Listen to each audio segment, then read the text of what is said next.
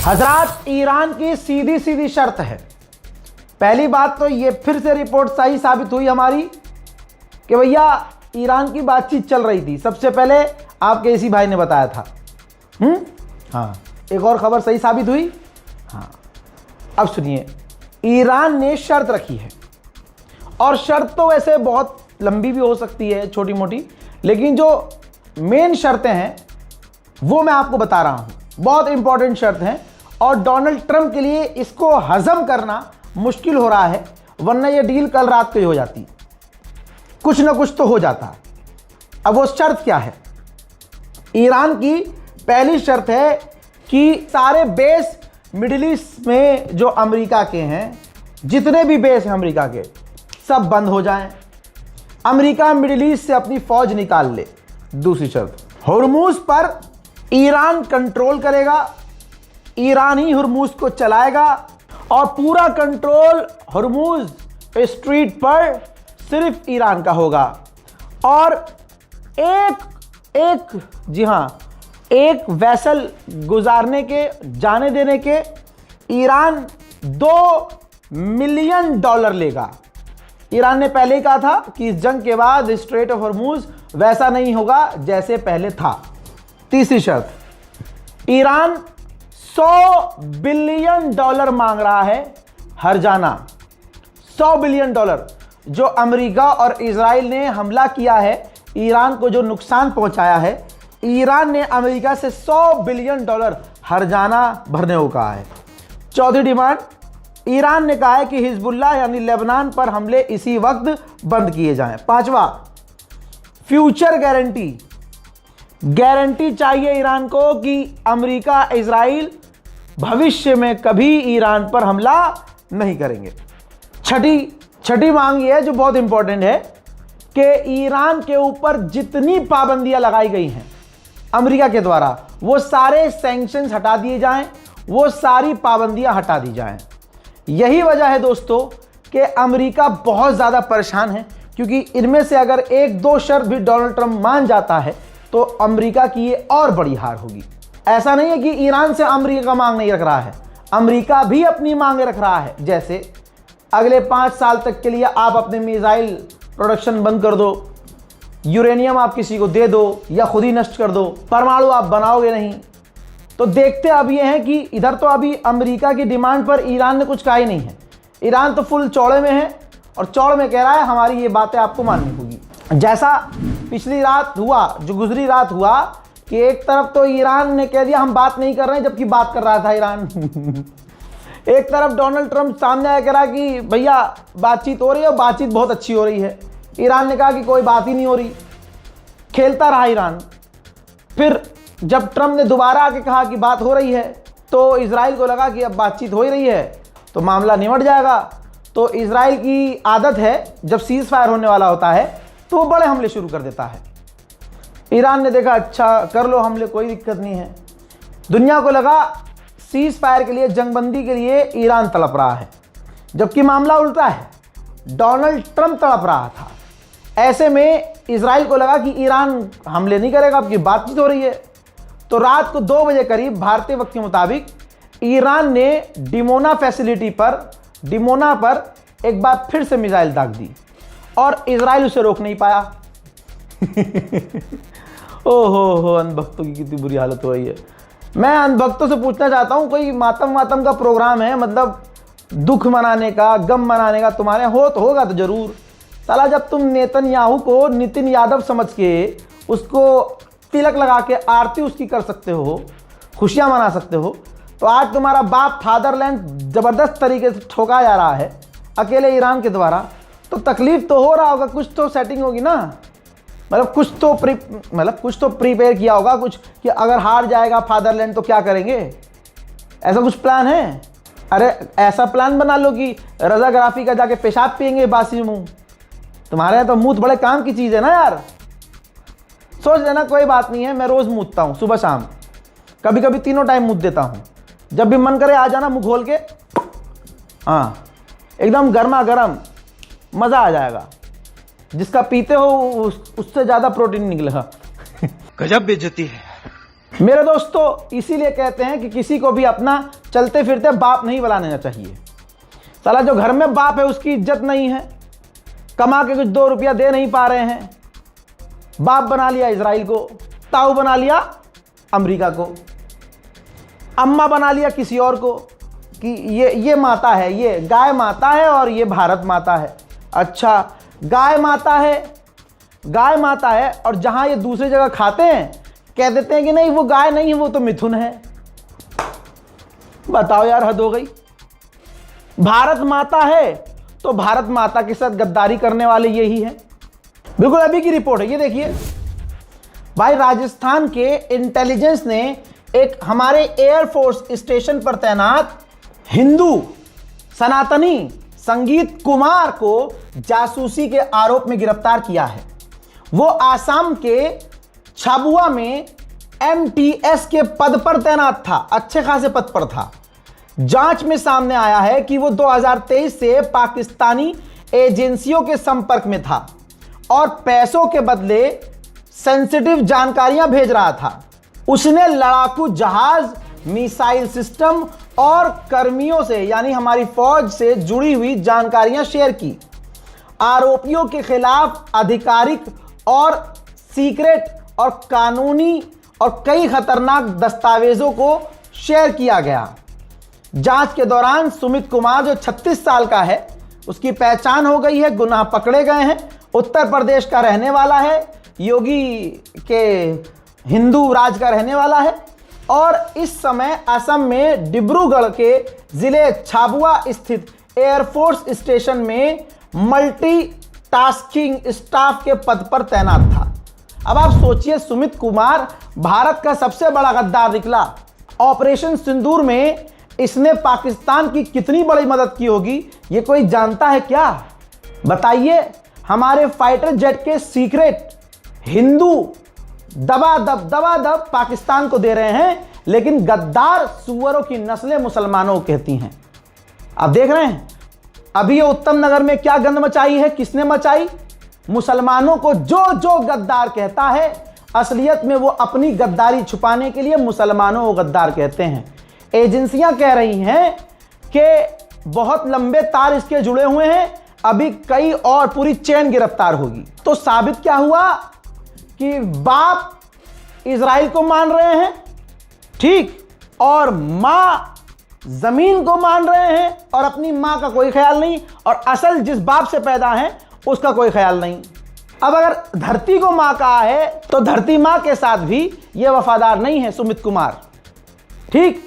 पाकिस्तान के लिए जासूसी करते हैं, वो भी पैसे के लिए। यह औकात है इनकी जो मुसलमानों को गद्दार कहते हैं।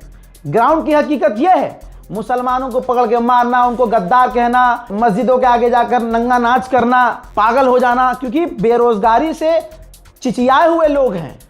आप इनकी फ्रस्ट्रेशन देखो, बाप से नौकरी मांग नहीं सकते, जिसे फापा कहते हैं, वो बिल्कुल एक्सपोज हो चुका है अगला आदमी। तो इनकी औकात नहीं है, क्योंकि चुना इन्होंने है। अगर अभी उससे मतलब नौकरी मांगी और उसने इनको ही गद्दार कह दिया, देशद्रोही कह दिया, और उनको पता है वो कह देगा, तो इसलिए नौकरी मांग नहीं सकते और ये नहीं कह सकते कि भाई अब हमें दूसरा बाप चाहिए। लोग कहेंगे कहा है, कल तो तुम कहते सड़क नहीं चाहिए, पानी नहीं चाहिए, तेल नहीं चाहिए, पेट्रोल नहीं चाहिए। अब समझ रहे हो? अब जिनके पास नौकरी है और सेना में है वो सुमित कुमार देश से गद्दारी करता है। सोचिए जो बेरोजगार हिंदू होंगे वो क्या कर रहे होंगे? मुसलमानों को मारने के अलावा पाकिस्तान की ये जासूसी करते हैं। तमाम हिंदू की बात नहीं कर रहा हूं, करनी तो मुझे तमाम हिंदुओं की बात करनी चाहिए, जैसे गोदी मीडिया करता है। एक मुसलमान अपराधी होगा पूरे इस्लाम को गाली बकते हैं, लेकिन मैं ऐसा नहीं हूं, क्योंकि इस्लाम ये नहीं सिखाता। अगर कोई आतंकवादी है तो उसका मजहब गलत नहीं है, वो आदमी गलत है। और माफ कीजिएगा, मैं योगी और अमित शाह और मोदी जैसा तो बिल्कुल नहीं हूं कि कोई एक आदमी गलत काम करे तो पूरे उसके धर्म को उल्टा सीधा कह दो। नहीं, मेरे भी दफ्तर में भाई हिंदू लड़के काम करते हैं, मैं देखता हूं वो पूजा करने जाते हैं, मैं देखता हूं वो तिलक लगा के आते हैं, मैं देखता हूं भाई सब कुछ मतलब ओके की रिपोर्ट है, मिलजुल कर हम रहते हैं। कितने फ्रीलांसर जर्नलिस्ट मेरे साथ काम कर रहे हैं, तुम्हारी औकात नहीं सोचने की, सुअरो जो हिंदू मुसलमान करते हो। विदेश में गल्फ में बैठा मेरा हिंदू पत्रकार है, जिन्होंने सही रिपोर्टिंग दी, सही अपडेट दिया। और आज रजा गराफी खड़ा हुआ है ना, तो सिर्फ मुसलमान के दम पे नहीं, हिंदू मुसलमान एकता के दम पे खड़ा हुआ है। तुम्हारी क्या औकात जो हिंदू मुसलमान करते हो। लेकिन तुम लोगों की यही असलियत है कि जो मुसलमानों को गद्दार कहते हैं वो खुद सबसे बड़े गद्दार होते हैं। तो साबित कर दिया ना यहां मैंने, जिसको माता कह रहे हैं उसके गद्दार। इजराइल को फादरलैंड बना लिया, उससे भी वफादारी नहीं। अब जाते क्यों नहीं हो?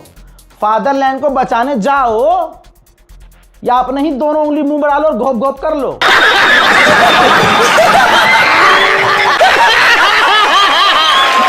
उधर रशिया ने कहा है कि हम ईरान के न्यूक्लियर पावर प्लांट से अपने और लोगों को निकाल रहे हैं। यानी अभी कुछ फाइनल नहीं है। ईरान ने शर्त रखी है, अमेरिका ने भी रखी है। देखना अब आगे है कि होगा क्या, लेकिन खतरा टला नहीं। अब दोस्तों, ये जो फादरलैंड को नहीं बचा रहे हैं, कितने धोखेबाज हैं। आज फादरलैंड पर दोबारा से ईरान ने, जी हां, दोबारा से क्लस्टर बम मार दिया। ये देखो मिसाइलें आ रही हैं।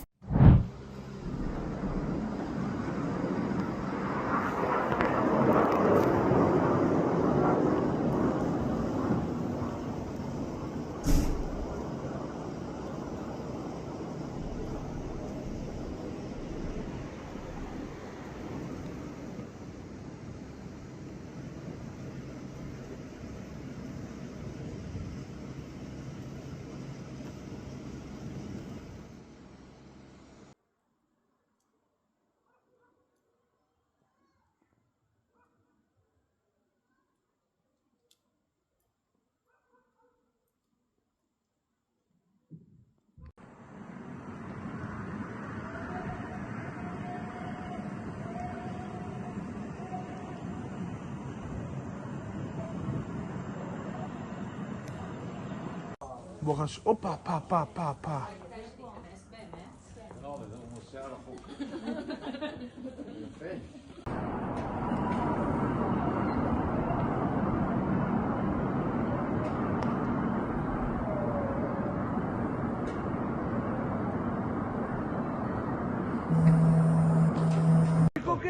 אין אזעקה אבל, מה זה? זה קרוב, וואו, וואי, וואי, מה זה? זה נופל. זה... עכשיו זה נעלם בגלל העננים.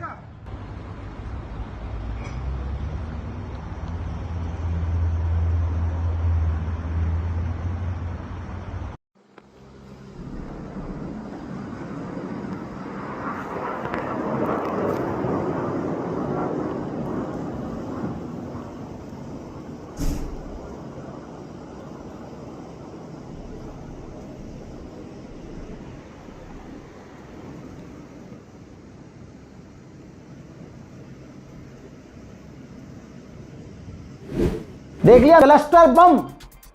जब नेतन्याहू सोच रहा था कि अब कुछ नहीं होगा, अब तो बात हो रही है। ईरान ने डिमोना उड़ाया, क्लस्टर बम मारा, मिसाइल दागी, सब कुछ किया कि बड़ा भूल से भी इस बार तुमसे भूल नहीं होने देंगे। और उसके बाद जब मिसाइलें गिरी तो यह भी साबित हो गया कि डील पर इसीलिए आया है अमेरिका, क्योंकि इजराइल अच्छे से रगड़ा जा रहा है, बढ़िया करके एकदम तबीयत से। כן.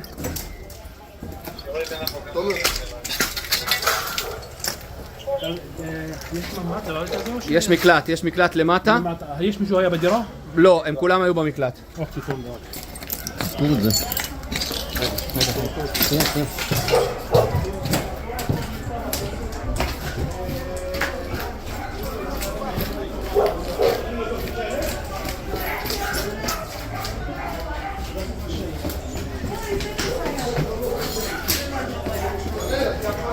מה העניינים?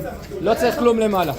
לא לעלות, קח אותה רק עם חרדה, תורידו לי אותה. מה העניינים? אהלן, מה שלומכם? אלעד, תראה מה הולך פה. תראה. זה הבית שאכל אותה, פה זה המדרגות אלינו, אלעד. פה, תבין איפה. פאק. בבית שלי שתי בתים ממני. अब बताइए ये गणचट्टे कहाँ गए, कहाँ गए? अरे अब पूजा वूजा करो, आरती वारती करो यार, पोस्टर लेके सड़क पे उतरो, करो। अबे हम तो अपने धर्म गुरु हम अपने धर्मगुरु के लिए इतने लॉयल हैं कि अगर उनको शहीद किया तो सड़क पर रोए। तुम काहे के लॉयल हो बे? तुम्हारा तो बाबा दूसरे बाबा के जरिए पीटा जाता है। उत्तर प्रदेश के बाबा आचार्य योगी आदित्यनाथ की पुलिस के द्वारा ह्यूमिलेट किए जाते हैं। वो आज तक सोशल मीडिया पर रो रहे हैं, इंसाफ नहीं मिल रहा उन्हें, उन पर केस किए जाते हैं। तो तुम बढ़ जाते हो। जो योगी जी वाले हैं, भाजपा वाले हिंदू, वो उनको गद्दार कहने लगे। मुसलमानों से कंपेयर करोगे, औकात में रहो, औकात में। अंधभक्तों, उधर इनका दादा भी पिट रहा है। दादा भी, हाँ, ताऊ, जिसकी पूजा कर रहे थे अभी कुछ साल पहले। डोनाल्ड ट्रंप, गोदी मीडिया, डोनाल्ड ट्रंप और प्रधानमंत्री मोदी जब स्टेज पे आते हैं तो बिजली कड़कती है। क्या हुआ? कंट्रोल कर रहा हूं, परिवार देख रहा है, समझे? औकात में रहा करो। औकात तुम्हारी कुत्ते से भी बुरी है। कुत्ते की भी औकात है, मैं कहता हूं सुअर की भी औकात है। गोदी मीडिया की और इन भक्तों की कोई औकात नहीं है। दादा पिटा है। बगदाद में अमेरिकी बेस पर ईरान के समर्थक लड़ाकों ने क्लस्टर मिसाइलें दागी हैं। देखिए,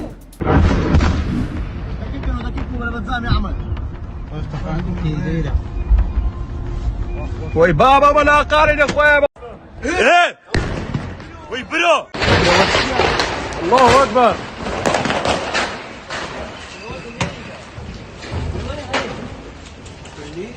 والله فيرا كاف جماعه देखा? और उधर इराक के अंदर ईरान के समर्थकों पर भी रात भर अमेरिका ने बमबारी की है। देखिए,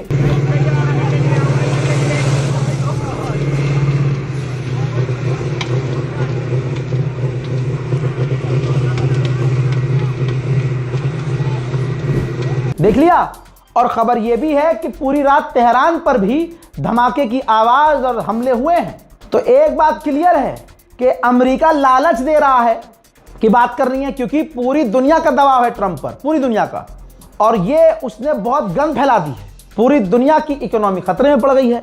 अब सुनिए, तुर्किश मीडिया ने कहा कि अमेरिका की डेलीगेशन इस्लामाबाद पहुंचने वाली है 1-2 दिन में और ईरान से बात करेगी।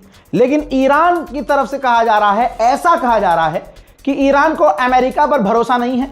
बिल्कुल नहीं होना चाहिए, कतई नहीं होना चाहिए। कई बार धोखा दिया और इस बार धोखा देके हमारे खामनाई को शहीद कर दिया, ईरान के सुप्रीम लीडर को कत्ल कर दिया। काय का भरोसा? क्या पता ये दोबारा से हथियार इकट्ठा करने के लिए ड्रामा चल रहा हो और फिर से कुछ कर दिया जाए। तो अमेरिका के ऊपर ईरान को भरोसा नहीं है, तो इसलिए इस्लामाबाद जाने की बात ईरान की तरफ से कंफर्म नहीं है। उधर ईरान ने गुजरी हुई रात और इससे पहली वाली रातों में कोई फर्क नहीं रखा, ताकि अमेरिका को यह न लगे कि ईरान तड़प रहा है बातचीत के लिए। देखो, आज रात उसने, जब हमने दिन में बात कर ली, तो रात को उसने हमले कम कर दिए। सैटेलाइट इमेज देख लीजिए ध्यान से, यह खुद जारी की है IRGC ने, जो कि अमेरिका के रडार, 2 रडार, जी हां, बहरैन में तबाह किए हैं। उधर ईरान की अवाम कह रही है हमें डील चाहिए ही नहीं, हमें माफ करना ही नहीं है, हमें उन्हें सजा देनी है। पूरी रात प्रदर्शन हुआ है ईरान में। देखिए,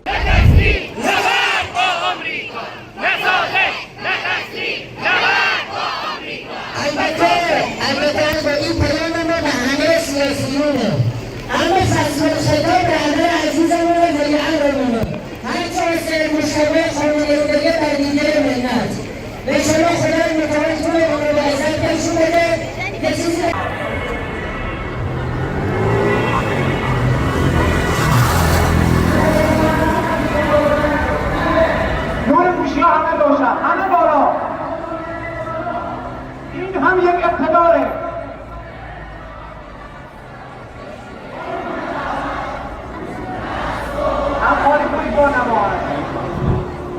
स्ट्रेट ऑफ हॉर्मुज़ में माइंस तैनात हो चुकी हैं, भले ईरान मना करता रहे। मैं बता रहा हूं, ये देखो, ध्यान से देखिए, ईरान की नेवल माइंस ये हैं जो मैं आपको दिखा रहा हूं। ठीक, इनमें से मैं ये नहीं बताऊंगा, देखो यहां पे जितनी इंफॉर्मेशन दे सकता हूं दे सकता हूं, मैं यहां ये नहीं बताऊंगी कौन सी माइन तैनात की है। 5 माइंस हैं उसके पास। ठीक, इन 5 में से एक तरह की माइन स्ट्रेट ऑफ हॉर्मुज़ में ईरान तैनात कर चुका है। दोस्तों, अमेरिका में जो चल रहा है वो ये चल रहा है कि अमेरिका एक इंसान तलाश कर रहा है शुरू से ही कि किससे बात की जाए।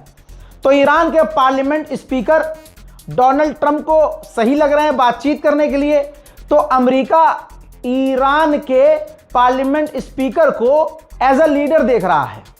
लेकिन मैं तो यही कहूंगा कि भरोसा ना किया जाए। अबे जो सुप्रीम लीडर को तुम्हारे कत्ल कर चुका है, तो तुम्हारा आदमी कोई अमेरिका का पसंदीदा कैसे हो सकता है? देखना अब यह है कि मैं ज्यादा नहीं बोलूंगा, ईरान क्या कहता है ये सोचेंगे अब।